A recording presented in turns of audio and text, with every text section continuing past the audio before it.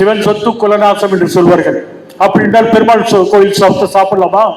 அவர் கேட்டார் ஒரே கேள்வி, குளத்தை எங்க போச்சு? அதற்கு பிறகு அந்த அடுக்குமாடி குடியிருப்பவர்கள் எல்லாம் பெரிய அளவுக்கு கட்டணம் கட்ட வைத்து அதை கோயிலுக்கு கொடுத்தார்கள்.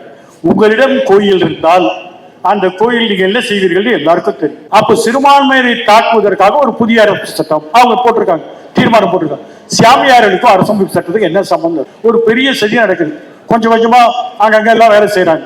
அவருடைய அடிப்படையான நோக்கம் இந்த நாட்டில் ஒரு கட்சி, ஒரு தலைவர், ஒரு கொடி, அடுத்து ஒரு சாப்பாடு, நீங்க என்ன சாப்பிடணும் அவர் தான் சொல்லுவார். இந்த சமுதாயத்தை பிளவு செய்யக்கூடிய, மத அடிப்படையில் மொழி அடிப்படையில் பிளவு செய்யக்கூடிய ஒரு ஏற்பாடு தான் இருக்கு.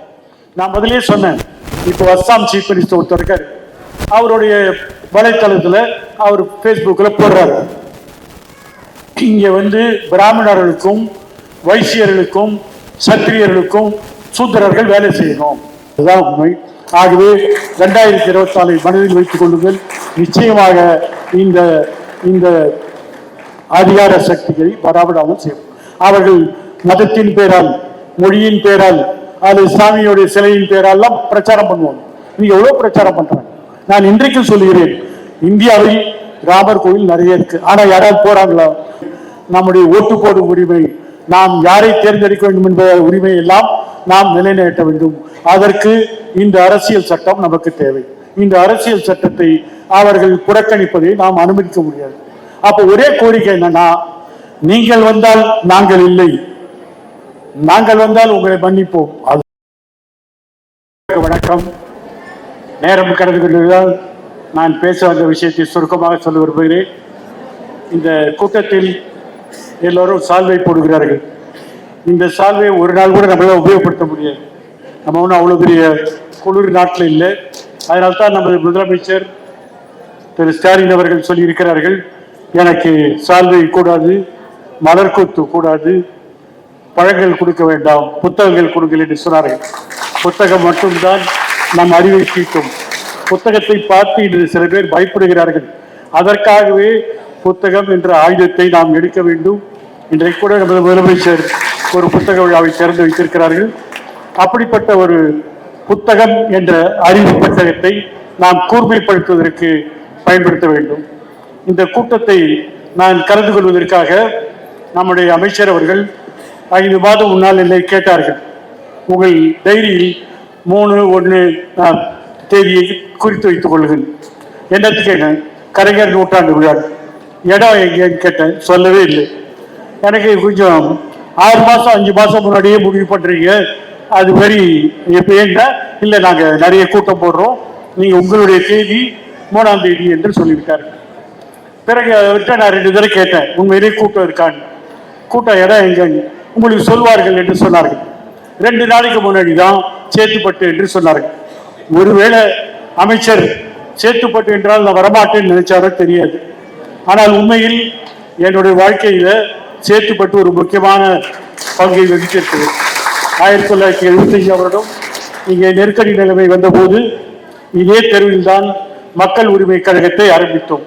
அப்பொழுது தமிழ்நாட்டில் தலை சிறந்த வழக்கறிஞர் கோவிந்த் சாமிநாதன் அவர்கள் இந்த தெருக்கட்சியில் தான் இருந்தார்.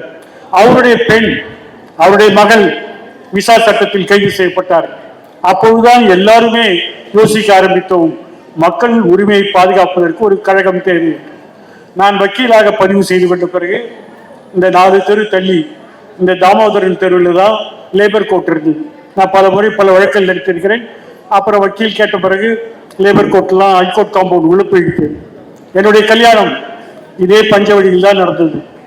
இப்படி பல வாழ்க்கையில் முக்கியமான கட்டங்கள்லாம் சேத்துப்பட்டில் தான் நடந்தது. அவர் சேத்துப்பட்டில் கூட்டம் என்று சொன்ன பிறகு நான் ஜெகநாதபுரம் என்றுதான் நினைத்துக் கொண்டிருந்தேன். எனக்கு தெரியாது இப்படிப்பட்ட குளிரூட்ட அறையில், அது மலையாளி கிளப்பில் நடப்போம் தெரியாது. ஒரு காலத்தில் தெருவில் சேற்றில் தான் இந்த கூட்டங்கள் நடத்தப்பட்டது. முத்தமிழ் வித்தகர் கலைஞர் என்று சொல்லும் பொழுது, அவருடைய நாவலை பற்றி பேசும் பொழுது பேசிக்கொண்டே இருக்கலாம், அது முக்கியம் அல்ல. கலைஞருடைய நூற்றாண்டில் அவர் செய்த சாதனைகளை அடுத்த தலைமுறைக்கு எடுத்து செல்ல வேண்டும். நூற்றாண்டு 200 ஆண்டு ஆக வேண்டும், 200 ஆண்டு 500 ஆண்டு ஆக வேண்டும். அப்படிப்பட்ட சிந்தனைகளை நாம் வளர்க்க வேண்டும். அதற்குத்தான் இப்படிப்பட்ட கூட்டங்களை போடுகிறோம். அப்படி சொல்லும் பொழுது முக்கியமான ஒரு பிரச்சனை வருது. என்ன பிரச்சனைனா, நான் ஏதாவது பேசினேன்னா அவருக்கு ஆபத்து வரும். நம்ம என்ன பேசுறோம் அப்படின்னு குறிப்பதற்கு ஒரு குரூப் தமிழ்நாட்டில் தயாராக. இதே சேத்துப்பட்டில் நான் சொன்ன சாதனைகள்லாம் தவிர இங்கே ஒரு RSS தலைமையகம் இருக்கிறது, சங்கர மடம் இருக்கிறது. ஒரு பக்கத்தில் நாம் இயக்கத்தை வளர்கின்ற அதே நேரத்தில் நாம் இயக்கத்தை எப்படியெல்லாம் நசுக்க வேண்டும் என்று திட்டமிடக்கூடியவர்களும் இங்கே இருக்கிறார்கள். அதெல்லாம் சில வருடங்களுக்கு முன்னால் வந்ததுதான். ஆகவே ஒரு விஷயம் நாம் தெரிந்து கொள்ள வேண்டும். கலைஞர் என்று சொல்லும் பொழுது அந்த கலைஞர் பின்னாடி இருக்கக்கூடிய தத்துவம், அந்த கலைஞர் பின்னாடி இருக்கக்கூடிய அந்த புரிதல் நமக்கு ஏற்றிக்கொள்ள வேண்டும். அதற்குத்தான் இப்படிப்பட்ட கூட்டங்களை நாம் போடுகிறோம். நான் அப்படி சொல்லும் போது மத சார்பாக பேசக்கூடாது, மதத்தை பற்றி பேசினால் அவர்களிடம் கோச்சுப்பார்கள். இப்ப சில பேர் சொல்றாங்க இந்து கோயில்கள் எல்லாம் இந்துக்களிடம் கொடுங்கள். இப்ப யாருக்கு இருக்கு? இந்துக்கள் தான் இருக்கு. யார் கிறிஸ்துவர்கள் இருக்கார்கள், யார் இஸ்லாமியர்கள் இருக்கிறார்கள்? இந்துக்களே வைத்திருக்கிறார்கள். இந்துக்களே வைத்து இந்துக்களை பராமரிக்கிறார்கள். ஆனாலும் ஒரு குறிப்பான கோஷம் இங்கே எழுப்பப்பட்டு வருகிறது. ஏதோ கோயில்களை எல்லாம் அரசாங்கம் கட்டுப்படுத்துகிறது, ஆகவே அது இந்துக்கள் கிட்ட கொடுப்போம். உங்ககிட்ட கொடுத்தா என்ன நடக்கும்னு எல்லாருக்கும் தெரியும். இப்ப எல்லாரும் சொல்றாங்க. நான் நான் பகிரங்கமாக சொல்கிறேன், 20ஆம் தேதி அயோத்திக்கு வர வேண்டும், அங்க ராமர் கோயில் கட்டுறோம். அதை பற்றி இந்தியர்கள் அனைவரும் பெருமைப்பட வேண்டும் என்று நம்முடைய பிரதம மந்திரி அவர்கள் சொல்லியிருக்கிறார். பெருமைப்படுவதற்கு என்ன இருக்கிறது யோசிச்சு பார்க்கலாம். ஒரு சாமி சிலை, புது கோயில் கட்டுறாங்க, மகிழ்ச்சியா இருக்கலாம், புதுசா ஏதாவது செஞ்ச மகிழ்ச்சி தான். ஆனால் ராமருக்கு இந்த நாட்டில் கோயிலே இல்லையா? பழையம்பலத்துல போய் பாருங்க, கோதண்ட ராமர் கோயில். உங்க எவ்வளவு பேருக்கு தெரியும் தெரியாது. ராமருக்கு கோயில் இருக்கு, அங்க போக தயாரா இல்லை. ராமர் அவங்களுக்கு தேவையில்லை. ராமர் என்ற குறியீடை வைத்து எதிர்பான்மை மக்களை நசுக்க வேண்டும், அதுதான் முக்கியமான குறிக்கோள். இதே கோதண்டராமர் கோயிலுக்கு ஒரு குளம் இருக்குது. நான் 30 வருஷம் முன்னாடி நடந்த கதையை சொல்கிறேன். அந்த குளத்தை எல்லாம் பட்டா போட்டு வித்துட்டாங்க. அங்க இருக்கிற தர்மகர்த்தா ஒருத்தர் கேஸ் போடுறாரு, நம்ம டிராபிக் ராமசாமி கேஸ் போடுறாரு, ஐயா குளத்தெல்லாம் போயிட்டாங்க, வித்துட்டாங்க, என்ன பண்றதுன்னு தெரியாது. எல்லா இடத்துலையும் அடுக்குமாடி வீடு இருக்கு, பேங்க் லோன் வாங்கியிருக்கான். அது நீதிபதி சீனிவாசன் அவர்களிடம் வருகிறது. அவர் ஒரு வைதிகர், அவர் ஒரு வைஷ்ணவர்.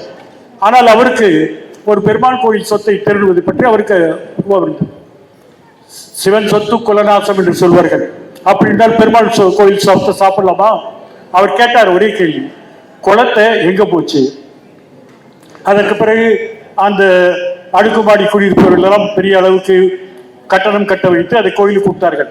உங்களிடம் கோயில் இருந்தால் அந்த கோயில் நீங்க என்ன செய்வீர்கள் எல்லாருக்கும் தெரியும்.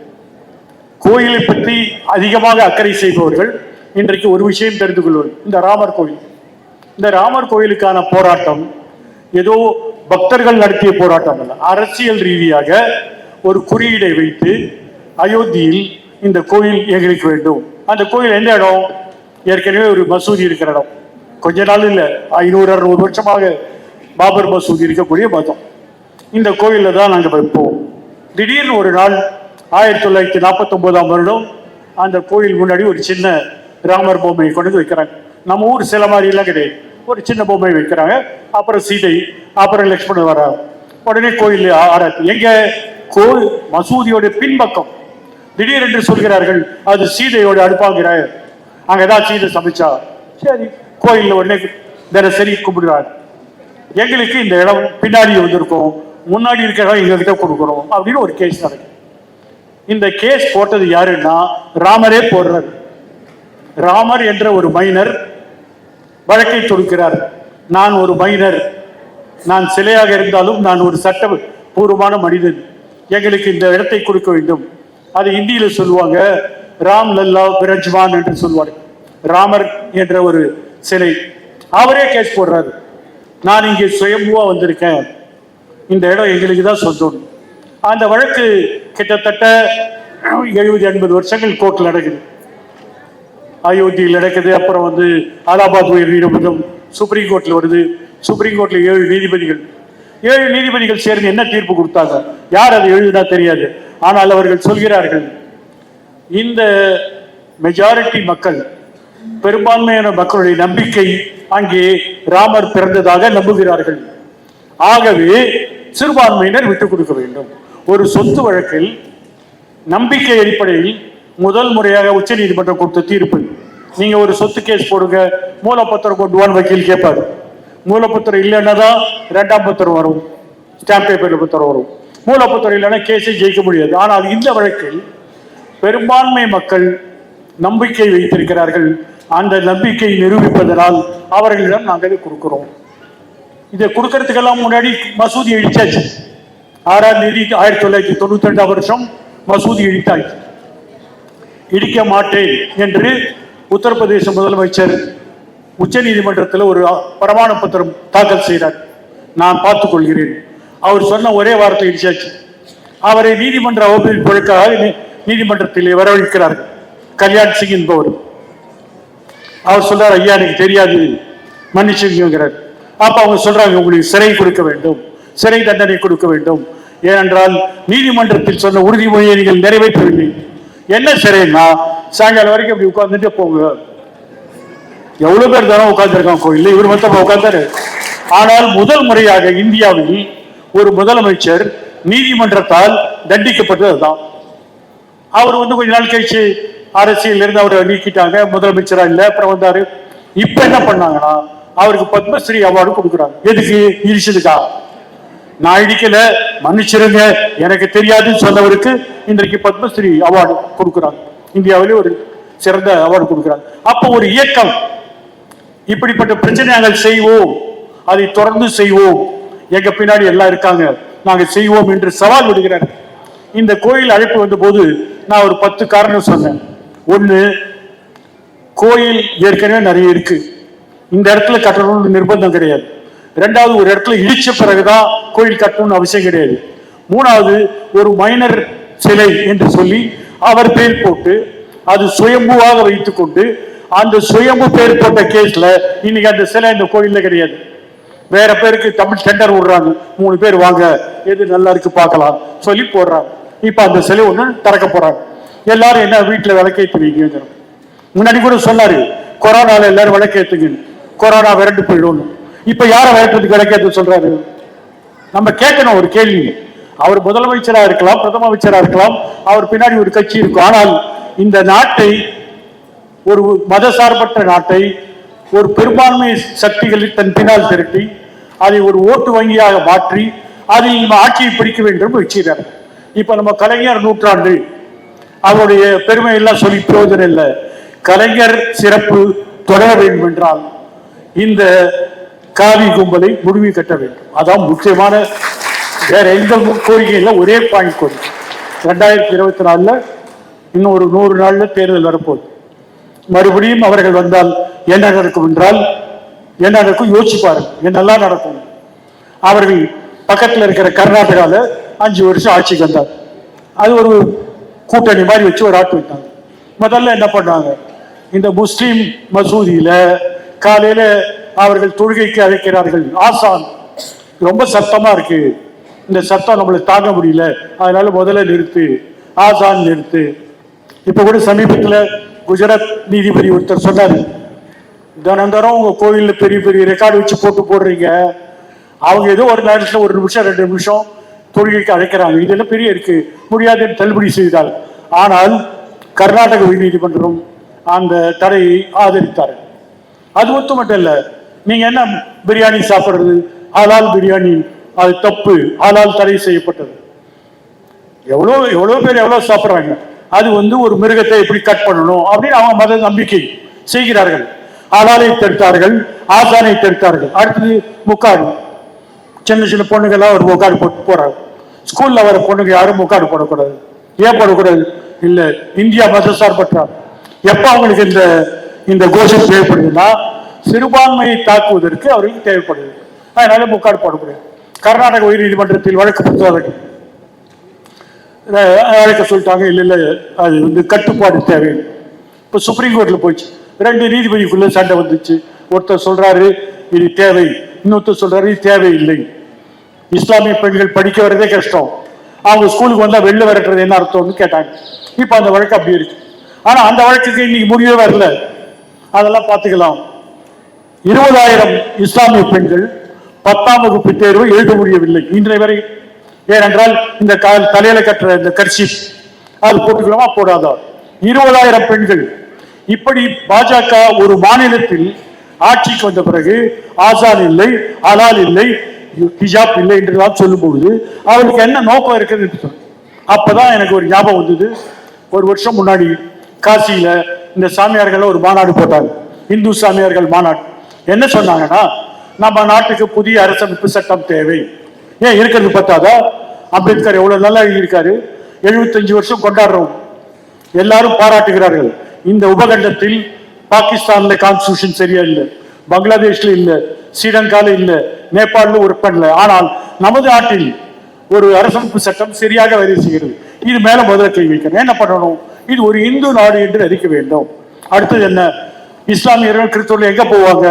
அவங்க இருந்து வியாபாரம் பண்ணட்டும், வேலை பார்க்கட்டும், ஆனால் அவர்களுக்கு ஓட்டு கிடையாது. அப்ப சிறுபான்மையை தாக்குவதற்காக ஒரு புதிய அரசு சட்டம் அவங்க போட்டிருக்காங்க, தீர்மானம் போட்டிருக்காங்க. சாமியார்களுக்கும் அரசமைப்பு சட்டத்துக்கு என்ன சம்பந்தம்? அப்ப முதல் கேள்வி என்னவென்றால், இந்த நாட்டுடைய ஜனநாயக வடிவத்தை, குடியரசு வடிவத்தை மாற்றுவதற்கான ஒரு சதி, ஒரு பெரிய சதி நடக்குது. கொஞ்சம் கொஞ்சமா அங்கங்க எல்லாம் வேலை செய்யறாங்க. அவங்களுடைய அடிப்படையான நோக்கம் இந்த நாட்டில் ஒரு கட்சி, ஒரு தலைவர், ஒரு கொடி, அடுத்தது இல்லை ஒரு சாப்பாடு. நீங்க என்ன சாப்பிடணும் அவர் தான் சொல்லுவார். ஏன் சொல்றேன்னா, நம்ம ஊர்ல குழந்தைங்களுக்கு மதிய உணவு கொடுக்கிறோம், மதிய உணவு சத்துணவு என்று சொல்கிறோம். வாரத்தில் 4 நாள் முட்டை போடுறோம். அதுவும் கலைஞர் அவர்கள் கொண்டு வந்த ஒரு ஏற்பாடு. அதுக்கு முன்னாடி சாப்பாடு போட்டாங்க. ஆனால் சிறு குழந்தைகளுக்கு சத்துணவு தேவை என்று முட்டைக்கு உத்தரவிட்டவர் கலைஞர் அவர்கள். இன்னைக்கு தமிழ்நாட்டில் குழந்தைகளுடைய வளம், அவருடைய அந்த சத்து உணவு மிகப்பெரிய அளவுக்கு உலகம் முழுவதும் பாராட்டக்கூடிய ஒரு செயலாக இருக்கிறது. அதே கர்நாடகத்தில் சத்துணவில் முட்டை கிடையாது என்று சொல்லிவிட்டார். குஜராத்தில் சத்துணவில் முட்டை கிடையாது என்று சொல்லிவிட்டார். மத்திய பிரதேசத்தில் முட்டை கிடையாது என்று சொல்லிவிட்டார். அவர்கள் சொல்லும் போது என்ன சொல்றாங்கன்னா, பெரும்பான்மையாளர்களுக்கு அது சங்கடமா இருக்கும். யார் பெரும்பான்மை? சைவமா அசைவமா? எவ்வளவு பட்டிமன்றம் வைக்கிறாங்க, ஆனா சைவமா அசைவமான யாரா பட்டிமன்றம் வைக்கிறாங்களா? மெஜாரிட்டி யாரு? இன்னைக்கு பீகார்ல ஜாதி கணப்பெடுத்தார்கள். 95% பேர் இந்த மாதிரி அசைவ உணவு சாப்பிடறதா, 5 பேர் சாப்பிடல, சாப்பிடாம ஒதுங்கிக்கோ. அதை கலைஞர் சொல்லியிருக்காரு, வாழைப்பழம் கொடுக்கலாம்னு சொன்னார். ஆனால் இன்றைக்கு திட்டமிட்டு குழந்தைகளுடைய சத்துணவு புறக்கணிக்கப்படுகிறது. எல்லா விதமான முற்போக்கு திட்டங்களும் அழிக்கப்படுகிறது. வழிபாட்டு தலங்களுக்கெல்லாம் அச்சுறுத்தல் வருகிறது. இப்படிப்பட்ட ஒரு நிலைமை தமிழ்நாட்டில் இல்லை. கலைஞர் மட்டும் போகவில்லை, அவருடைய மகன் இன்றைக்கு சிறப்பான முறையில் ஒரு முதலமைச்சராக செயல்பட்டு வருகிறார். அது தெரிந்து கொள்வது. இன்றைக்கு பிஜேபிக்கு மிகப்பெரிய சவால் விடுவது யார் என்றால் அவர் ஸ்டாலின் அவர்கள். பல எதிர்கட்சி தலைவர்கள் இருக்கிறார்கள். யார் அறிக்கை விடுறார்? ஒரே ஒரு தலைவர். இந்த அரசை பற்றி அவர்கள் கவலைப்படவில்லை, மக்களை பற்றி கவலைப்படுகிறார்கள், ஜனநாயகத்தை பற்றி கவலைப்படுகிறார்கள், குடியரசை பற்றி கவலைப்படுகிறார்கள். அடுத்த ஆட்சி என்ன ஆட்சியா இருக்க முடியும்? பேர் வச்சாச்சு, ஃபுட்பால் மேட்ச் மாதிரி. இந்த பக்கம் இந்தியா, அந்த பக்கம் பாரதம். நீங்க முடிவு பண்ணணும், இந்தியாவா பாரதமா? அரசியல் சட்டத்தில் இந்தியாவுடைய பேர் இந்தியா என்று தான் சொல்லி இருக்கிறார்கள். ஆனால் இவர்கள் அதை திருத்தவில்லை, புது பேர் வைக்கிறாங்க. பாரதியன் வச்சா என்ன அர்த்தம்? ஒன்றும் பிரயோஜனம் இல்லை. ஆனாலும் ஒவ்வொரு விஷயத்திலும் அடிப்படையான விஷயத்தை மாற்றுகிறார்கள். அப்படி மாறுவதற்கான நோக்கம் என்னவென்றால், தன்னுடைய பின்னாடி எவ்வளவு பேர் நிற்கிறாங்க, எவ்வளவு பேர் அந்த பக்கம் நிற்கிறாங்க. இந்த சமுதாயத்தை பிளவு செய்யக்கூடிய, மத அடிப்படையில், மொழி அடிப்படையில் பிளவு செய்யக்கூடிய ஒரு ஏற்பாடு தான் இருக்கு. நான் முதலே சொன்னேன், இப்போ அஸ்ஸாம் சீஃப் மினிஸ்டர் ஒருத்தர் இருக்காரு, அவருடைய வலைத்தளத்துல அவர் பேஸ்புக்கில் போடுறாரு, இங்க பிராமணர்களுக்கும் வைசியர்களுக்கும் சத்திரியர்களுக்கும் சூத்திரர்கள் வேலை செய்யணும். எல்லாரும் சொன்னாங்க, ஒரு முதலமைச்சர் இப்படியா சொல்லுவாரு? சூத்திரர்களை அடிமையா, பறவைகளே அடிமையா? அவர் சொன்னார். இந்தியா முழுவதும் எதிர்ப்பு வந்த உடனே அவர் அதை நீக்கிட்டாரு. நீக்கிட்டு என்ன சொல்றாருன்னா, நான் ஒன்னும் சொல்லல, கீதையில அப்படி போட்டிருக்கீங்க. அவர் சொல்லல, கீதையில போட்டிருக்கு. இப்ப நம்ம சொல்றோம் கீதையை எடுக்க வேண்டும், கீதை ஒரு வர்ணாசிரம புத்தகம், ஜாதி அமைப்பை வலியுறுத்தும் புத்தகம் சொன்னா இவர்கள் எல்லாம் துரோகிகள், இவர்களெல்லாம் மரோ விரோதிகள் எல்லாம் சொல்லுவார்கள். இங்க உதயநிதி அவர்கள் பேசிய அந்த ஒரு பேச்சுக்கு எவனோ ஒருத்தர் யூபியில சொல்றான், அவர் தலையை சீவில் வா 10 கோடி ரூபாய், ரொம்ப ஈஸியா சொல்றான்.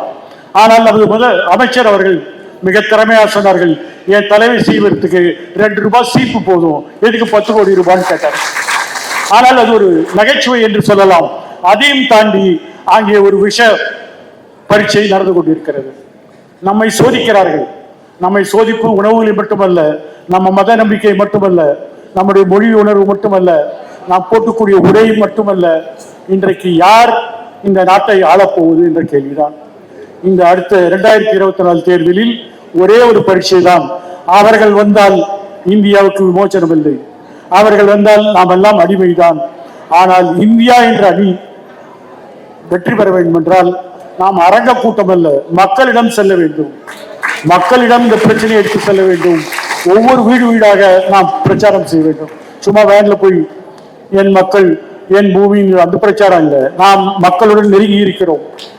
அந்த மக்களை நாம் சொல்ல வேண்டும். அவளுக்கு சொல்ல வேண்டிய ஒரே பிரச்சனை நம்முடைய வாழ்வாதாரம் மட்டுமல்ல, நம்முடைய மத உரிமை, நம்முடைய மொழி உரிமை, நம்முடைய உணவை அணியும் உரிமை, நம்முடைய ஓட்டு போடும் உரிமை, நாம் யாரை தேர்ந்தெடுக்க வேண்டும் என்ற உரிமை எல்லாம் நாம் நிலைநாட்ட வேண்டும். அதற்கு இந்த அரசியல் சட்டம் நமக்கு தேவை. இந்த அரசியல் சட்டத்தை அவர்கள் புறக்கணிப்பதை நாம் அனுமதிக்க முடியாது.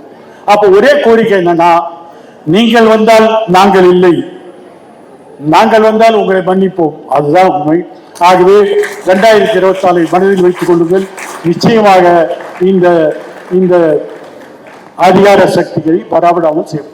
அவர்கள் மதத்தின் பேரால், மொழியின் பேரால், அது இஸ்லாமியுடைய சிலையின் பேரால் பிரச்சாரம் பண்ணுவாங்க. நீங்க எவ்வளவு பிரச்சாரம் பண்றாங்க. நான் இன்றைக்கும் சொல்லுகிறேன், இந்தியாவில் ராமர் கோயில் நிறைய இருக்கு, ஆனா யாராவது போறாங்களா? ஆனா இப்ப போய் அயோத்தியில பாத்தீங்கன்னா நீங்க யாருமே போக வேண்டாம், அவர் வீட்டிலேயே விளக்கேற்ற சொல்லிட்டாரு. ஆனா உங்களுக்கு எல்லாம் தெரியும், ஈசிஆர் ரோட்ல பிஜி பன்னீர்வாசன் கலர் கலரா பொம்மை எல்லாம் இருக்கும். அந்த மாதிரி அயோத்தியா முழுக்க கலர் பொம்மையா வச்சிருக்காங்க. அது என்ன பொருட்காட்சியா கோயிலா? இந்த கேள்வியை நாம் தெரிந்து கொள்ளும். இந்த கோயிலுக்கான வசூல் வருமானம் அரசாங்கத்துடைய அறக்கட்டளை, அரசாங்கம் ஏற்படுத்திய அறக்கட்டளை செய்கிறார்கள். இந்த கோயிலுக்கு அங்கே ஒரு விமான தளம் உருவாக்குகிறார்கள், ஆகிய ஒரு ரயில்வே நிலையத்தை புதுப்பிக்கிறார்கள், சாலையெல்லாம் 8 பகுதி சாலையாக மாறுகிறது. இப்படியெல்லாம் ஒரு அரசாங்கம் ஒரு மதத்தின் பின்னால் அலைகிறதுக்கு முக்கியமான காரணம் அவர்களுக்கு ஓட்டு வேண்டும். ஓட்டு வங்கி அரசியலை நாம் அனுமதிக்க முடியாது என்பதை நாம் தெரிந்து கொள்ள வேண்டும். அதே சமயத்தில் இந்த திராவிட இயக்கம் 1967ஆம் ஆண்டு முதல் இன்று வரை சில காலத்தில் இல்லாமல் இருந்திருக்கலாம். ஆனால் சமூக நீதி, எனக்கு முன்னால் தோழர் வாசுகி சொன்ன போது, சமூக நீதியை நிலைநாட்டிய அரசு இது ஒரு திராவிட மாடல் என்று சில பேர் சிரிக்கிறாங்க. என்ன திராவிட மாடல்? இங்க வந்து பாருங்க, தெரியும். குழந்தைகள் பட்டினியில் சாவதில்லை, குழந்தைகள் சத்துணவு இல்லாமல் அவர்களுக்கு பார்வை இல்லாமல் போவதில்லை, இங்கே மக்களுக்கு உணவளிக்கப்படுகிறது, பல்வேறு சலுகைகளை இந்த அரசாங்கம் வழங்கி வருகிறது. இந்த இந்தியாவில் இருக்கக்கூடிய எந்த மாநிலத்தை விட அதிகமான பொருளாதார வளர்ச்சி அடைந்த மாநிலம் இது என்பதை நான் கேட்கிறேன். அப்படிப்பட்ட ஒரு உரிமையை நாம் எந்த அந்நியனுக்கும் விட்டுக் கொடுக்க முடியாது என்று சொல்லி 2024 தேர்தல் மறந்து விடாதீர்கள், ஓட்டு போடுவது இந்திய அணி என்று நீங்கள் நினைவு கொள்ள வேண்டும் என்று சொல்லி விரும்புகிறேன்.